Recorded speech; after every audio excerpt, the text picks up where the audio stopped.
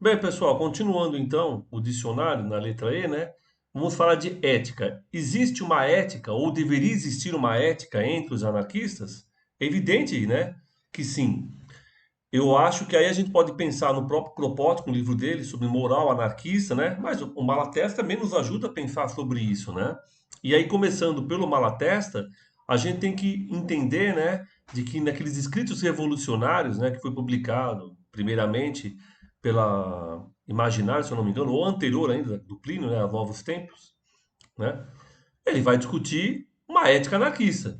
É só você ler, você vai perceber isso, né? Basicamente é o quê? Como é que os anarquistas se portam numa sociedade que hegemonicamente tem alguns valores? Eles se portam, então, contrários a esses valores. Eles lutam contra esses valores. E se os anarquistas praticam esses valores, é evidente que existe uma contradição entre aquilo que eles falam e aqueles que eles praticam. Evidente, né? Então, se a sociedade é uma sociedade que luta, por exemplo, pela competição, os anarquistas não podem querer ser competitivos, porque aí eles estão simplesmente reproduzindo uma estrutura que é a estrutura da sociedade que a gente vive, que é a estrutura baseada no capital. Bem, então se eles são contra a competição, eles procuram o quê? O apoio mútuo. Então, qual que é o, vamos dizer assim, a ética anarquista, vamos pensar, né? Levar para a sociedade de que, ao contrário da competição, os anarquistas procuram desenvolver, né, as suas ideias a partir da solidariedade, demonstrando que a solidariedade deve ser o principal mecanismo, né, que faz com que as pessoas se organizem, e não a competição. A competição acontece em todos os setores da nossa sociedade. Desde quando você quer arrumar emprego, você tem a competição, né? Desde que você vê um jogo de futebol ou qualquer outro esporte, eles são sempre competitivos. Por quê? Porque essa é a lógica da sociedade.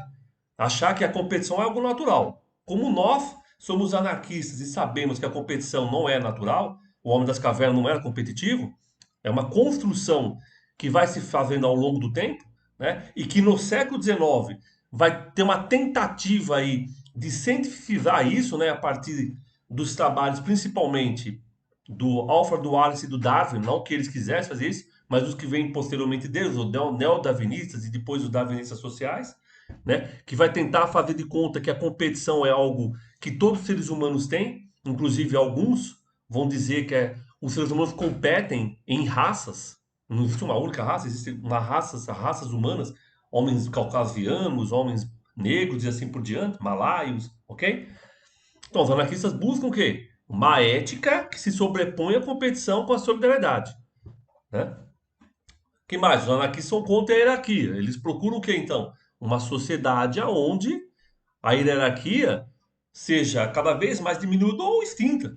Então, como é que eles se organizam? Se organizam sem hierarquia. Ah, mas se tem um anarquista que acha que é legal hierarquia, no mínimo tem uma contradição na cabeça do cara. Ele precisa estudar mais sobre anarquismo. Se o cara é anarquista e vê a hierarquia como uma coisa normal, alguma coisa está errada. Agora, se ele é anarquista e tem que trabalhar no lugar aonde existe a hierarquia, o que ele tem que fazer ou tentar fazer, né, é diminuir que o poder da hierarquia continue. É isso, né? Mesmo que ele esteja num cargo hierárquico, ele tem que tentar diminuir essa lógica, né? Lembrando-se nessa questão da hierarquia, por exemplo, olha que interessante, o Edgar Lerrote, que foi um dos principais anarquistas no século XX, no Brasil, né, brasileiro, considerado pela elite o mentor intelectual da greve 17, eu não sei se vocês sabem, mas ele se negou a vida inteira a trabalhar de chefe na Folha de São Paulo. Ele se negou. Ao final da vida dele, ele trabalhava lá, aquele cara que abria a gaveta, colocava os jornais lá. Você tá entendendo? Por quê? Porque ele se negava em ser chefe. Por quê? Porque ele é anarquista. Pô, vai ser anarquista, vai ser chefe? Tem uma contradição aí. Ah, mas a sociedade é desse jeito. Pois é. Essa é a questão. Se você acha que a hierarquia é algo natural e sendo anarquista vai ter que ser hierárquico, sinto muito, na minha avaliação você está equivocado. Existem anarquistas que vão, né, a isso, a condenar de tal forma a hierarquia que se negam a ter papéis de chefes, caso do Eligarde, né? Então, outra coisa, os anarquistas são contra a hierarquia. Então, são contra a competição, são contra a hierarquia, né? Então, eles vão construindo uma ética anarquista. baseada na solidariedade, né? Que é o apoio mútuo, baseada então na autogestão, ao invés de ter hierarquia, ao invés de ter competição, você entende? Então são valores que vão construindo. Ou qual o sentido de mudar a sociedade? Se os anarquistas fazem a mesma coisa que usou na sociedade, qual o sentido de mudar a sociedade? Continua do mesmo jeito, ué. Agora, se você quer mudar a sociedade, é razoável que você procure mecanismos de diminuir ou até extinguir, né, a hierarquia, a competição, a luta do mais forte contra o mais fraco.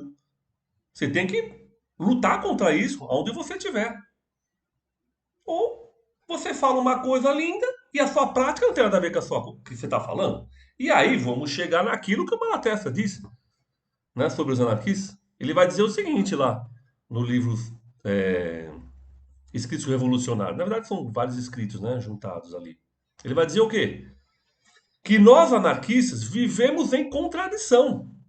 Lógico. Porque somos anarquistas, ele completa. Somos anarquistas e socialistas, ele diz.